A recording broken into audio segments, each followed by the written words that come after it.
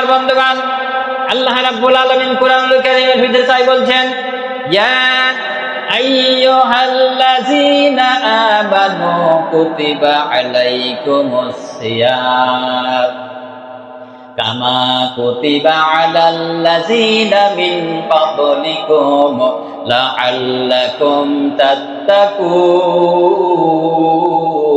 জোরে বলেন আল্লাহু আকবার।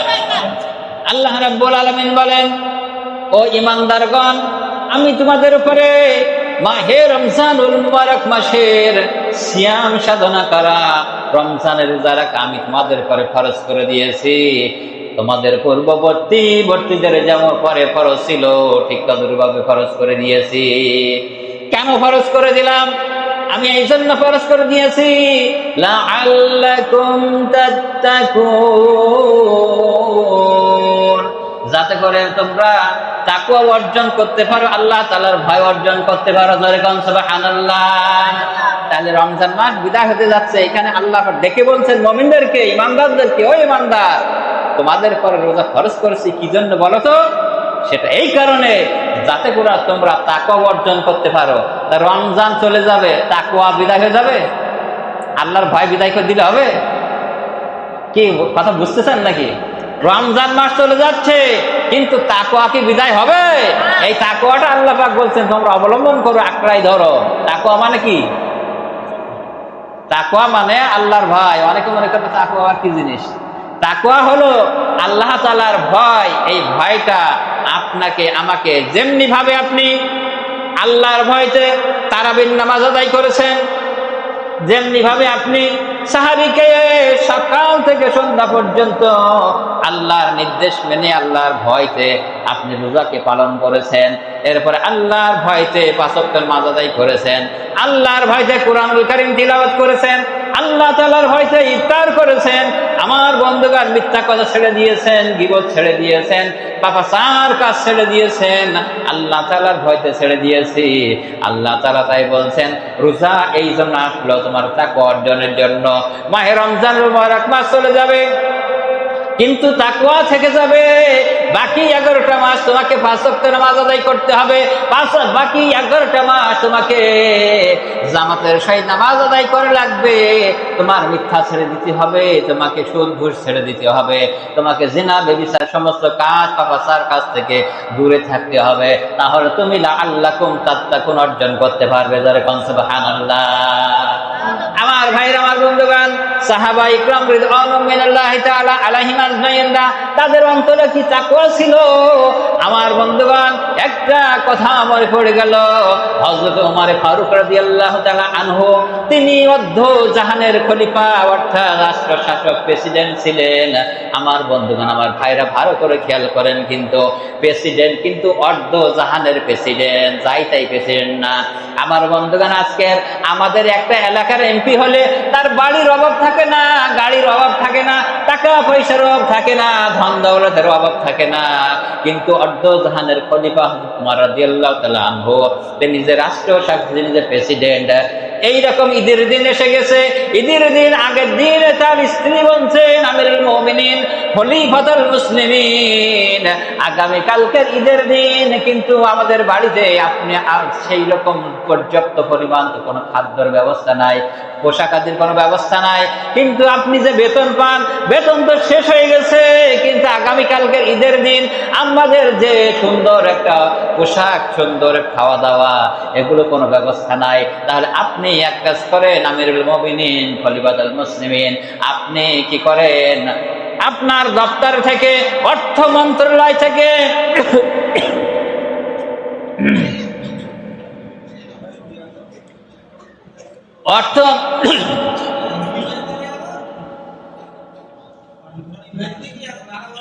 অর্থ মন্ত্রণালয় থেকে আপনি একটা দরখাস্ত করেন যে আগে একটা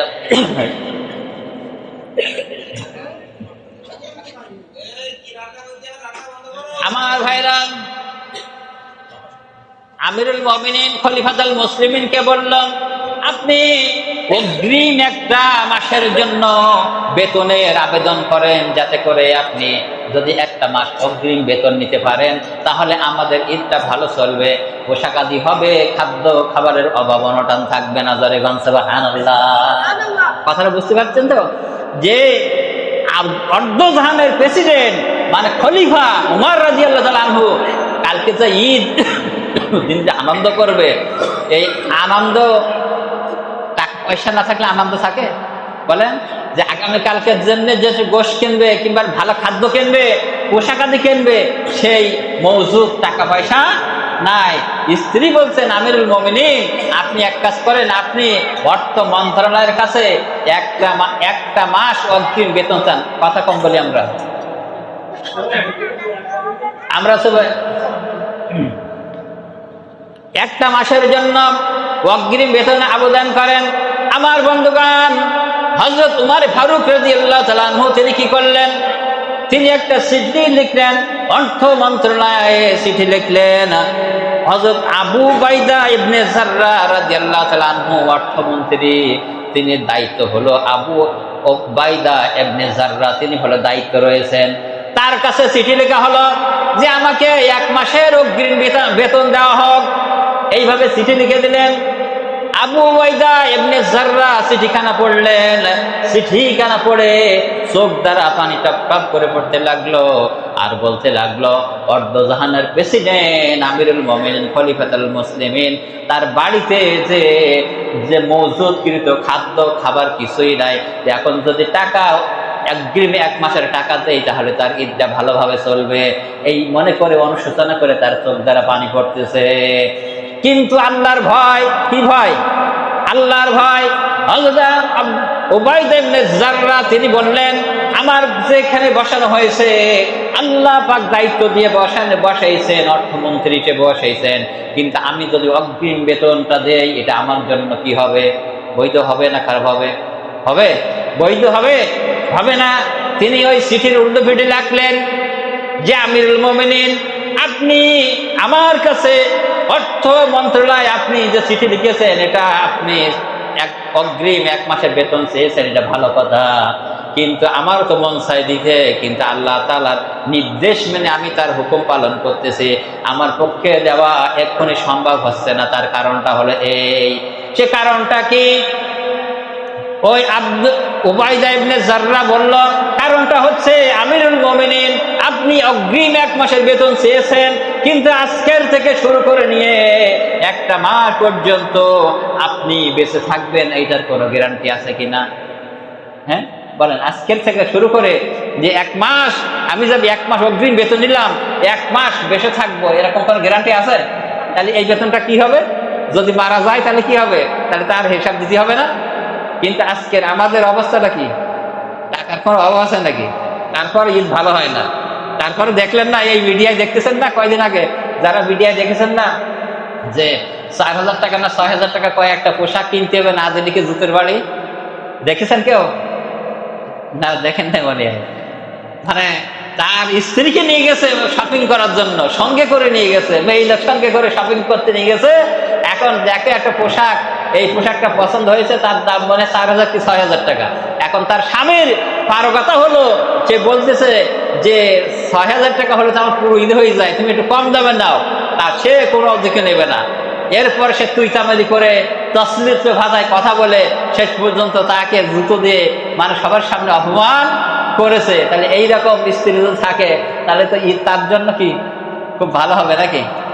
আমার ভাই, আমার বন্ধুগণ, অর্থমন্ত্রী জানালাম আমিরুল মুমিনিন চিঠিতে লিখে দিলেন, আমিরুল মুমিনিন আপনি যে এক বছর এক মাস বেঁচে থাকবেন এটা কোনো গ্যারান্টি আছে কিনা?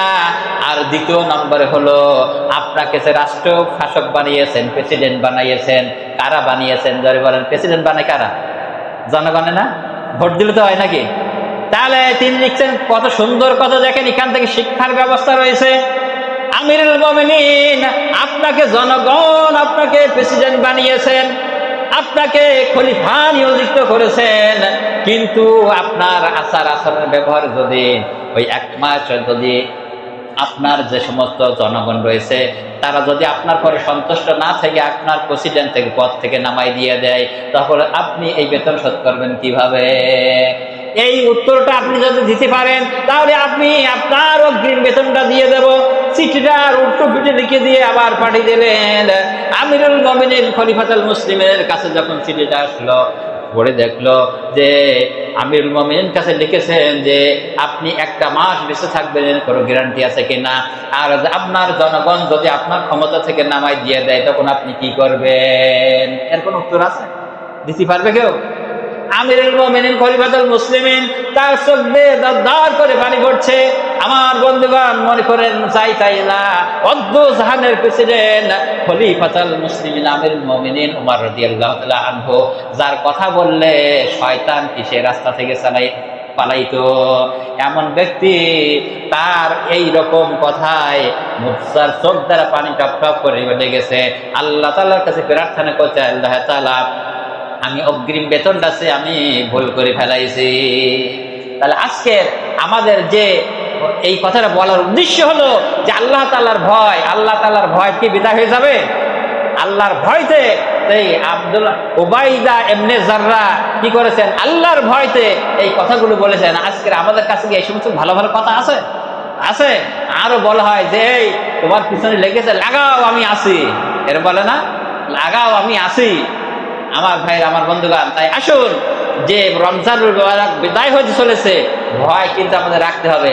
আজকের যেমন 5 ওয়াক্ত নামাজ পড়ছেন, তারাবি পড়তেছেন, মিথ্যা কথা বলে ছেড়ে দিয়েছেন, আজকের জুমা থেকে আমাদেরকে আজকের অন্য কোনো কথা না, একমাত্র আল্লাহ তাআলার কাছে ওয়াদা করতে হবে যে ওয়াদা যদি করতে পারি আগামীকালকের ঈদের ময়দানে আমরা ক্ষমা পাবো, আর যদি ওয়াদা না করতে পারি, তওবা না করতে পারি, যতই যা করেন ক্ষমা কিন্তু